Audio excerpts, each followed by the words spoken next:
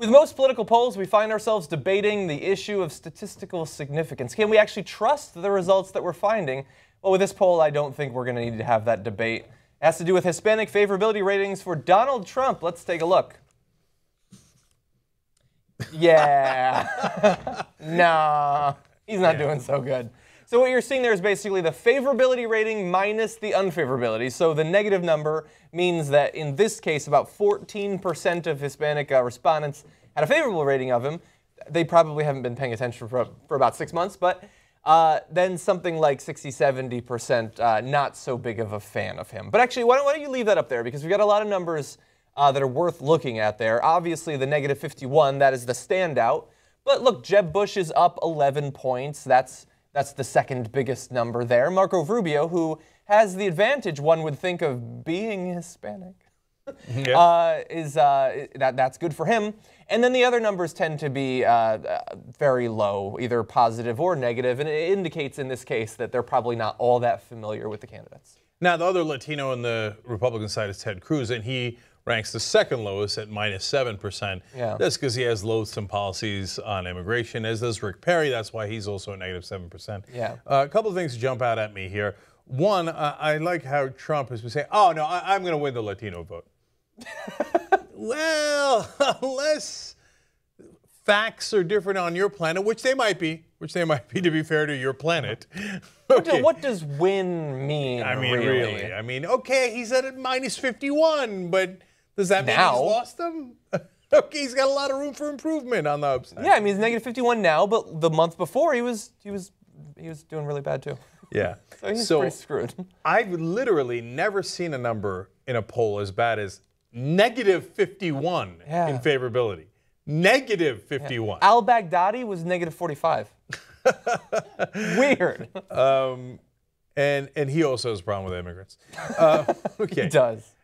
So now, the second thing that stands out for me is, it's so frustrating how misinformed voters are. Every one of those numbers should be negative. Yes. They should be deeply negative. Most of those people agree roughly with Trump's policies, even if they don't agree exactly with his rhetoric, although these days most of them do agree with his rhetoric. Yeah. Yeah, I mean, they're almost all caught up to him in a race to the bottom, right? But he says, let's kick him out. He says, we should even take away the 14th Amendment right to citizenship if you're born in this country. It's in the Constitution. He says we should take it away. You think, well, that's an outlier. No wonder he's at -51, right? If you're a Latino or anyone else born in this country, and all of a sudden he's going to say, I'm revoking your citizenship, right? Why would you want that? But it then turns out that Bobby Jindal, Chris Christie, and so many of the others, about half this list, also agree with them. That is as extreme a position as I have ever seen in politics.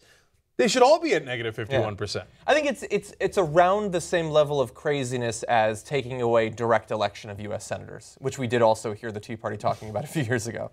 Bobby Jindal, of note, is exactly at 0, which I find to be interesting. And I think the only reason some of them might not be negative is a combination of the voters not being that familiar with them, or that in the case of like a Rubio or a Pataki or a Fiorina, I'm not actually sure if she's been clear on the whole 14th Amendment thing, or Jeb Bush, they've either had relatively mild immigration statements up until now, or they just haven't talked about it much at all. And so some Hispanic voters are conservative, and they think, well, you know, I haven't heard him say anything absolutely batshit crazy, and so I like his economic policy, I suppose. So that may be why you have numbers like +5 or +11 for Jeb. Yeah, no, I don't doubt that. I mean, nobody's heard of George Pataki. I mean, if they say, yeah, I had a Pataki once. It was mediocre. It didn't taste that good, right? And I drove a Pataki, I think, back in '87. That's true, yeah. But it was a real clunker. They're pieces of crap, man. Right. Seriously. So most of them, they have no idea. The two guys they know are Jeb Bush and Donald Trump. And they know Trump better than Jeb Bush. And they're not wrong. Jeb Bush is far more positive about Latinos and immigration than the other Republicans. Yeah. So I get why he's at a +11 in that context. But if you put him in a real context of the real world, his immigration policies still suck, right? Yeah. And his policies for Latinos are not very positive. He should definitely be in the negatives as well. Maybe he shouldn't be -50 like Trump, but he shouldn't be positive either. Yeah. It's just that's what's wrong with this system. The media talks so much about Trump, he becomes the outlier, that it makes it appear that the other Republicans are more reasonable. but they're not. They're They're not. just slightly more subtle about how they say almost the same exact policy. Again, to be fair to Jeb Bush, his policies are also a little better than Trump's, not just That's his true, rhetoric. yeah. I do wonder which effect will win out. Will the effect of, well, he's so crazy, the others can't be as crazy, and so you give them sort of a pass? Or will it be the effect of, after a year and a half of this sort of rhetoric, people will just think Republican, crazy anti-Hispanic? I don't know if that'll be tied together, or if Donald Trump will just seem like his own entity. I'm not actually sure. Yeah, But, and right now, by the way, the jury on that is it's not in, but so far, no, it's not hurting the other Republicans that much. None of them should be in positives. If you compare Jeb Bush, for example, to Hillary Clinton, who I think is far too conservative, but her immigration policies are 1,000 times better. She should be at plus 180, and Jeb should be at minus 25. Well, actually, why don't we show you that? We've got the Democrats as well. She's actually plus 40, which is pretty damn good. Yeah. I'm surprised by that. I mean, look, Bernie Sanders, Jim Webb, they're low. Lincoln Chafee doesn't even approve himself. No, I think they're low again. It's not being familiar with the name necessarily. I don't know what the hate for Martin O'Malley is, but Hillary Clinton plus 40, that's amazing. Almost as positive as Donald Trump is negative. Now, that's mainly driven by the fact that they know her, the name recognition. They don't know Bernie Sanders. Only 25% of Latino voters had any idea who Bernie Sanders was. On the other hand, Colonel Sanders polled better. Is that fair? I don't know if that's fair. Okay, so similar hair, right? And I like Martin O'Malley. I like O'Malley. Sounds racist. No, minus. Oh, come on! I'm kidding around. I'm kidding around. Anyway, I don't know why he's at a minus. His immigration policies are perfectly fine. His policies towards Latinos are perfectly fine. There's nothing wrong with the guy, right? Yeah. There's nothing interesting about the guy either. We have something later in the show that's going to be interesting. Okay. Okay. But overall, yeah, they get it.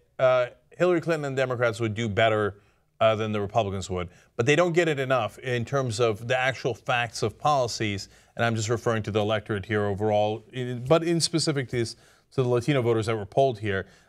Bernie Sanders is at a plus 5, Marco Rubio is at a plus 5, Jeb Bush is at a plus 11. That's mental. Bernie Sanders' immigration policies are a plus 1,000 compared to those guys. Yeah, and let's remember that this is not just about immigration. This is favorability and unfavorability. The fact that Rubio and Bernie, I mean, come on. Like, immigration is an important set of policies, of course, but that's one of many. Like, you got to learn about these candidates because they are not the same. You should not be rating them the same. Yeah, I mean, the fact that Bush, according to this, polls better than Bernie Sanders among Latino voters, well, I mean, that's to some degree an indictment of the media. I mean, to think that they have policies that would affect Latinos in a similar way, let alone Jeb Bush being better, it's just not remotely true. Not remotely true. Yeah. Bernie Sanders' policies are so much better. Yeah. And that's not me saying it's my personal opinion that they're better. It's Latino leaders, community leaders, everyone who's on the record says, no, I like those policies. Bush is, Yeah. Well, maybe once people learn more about Jeb Bush and the issue of immigration, maybe they'll dislike him.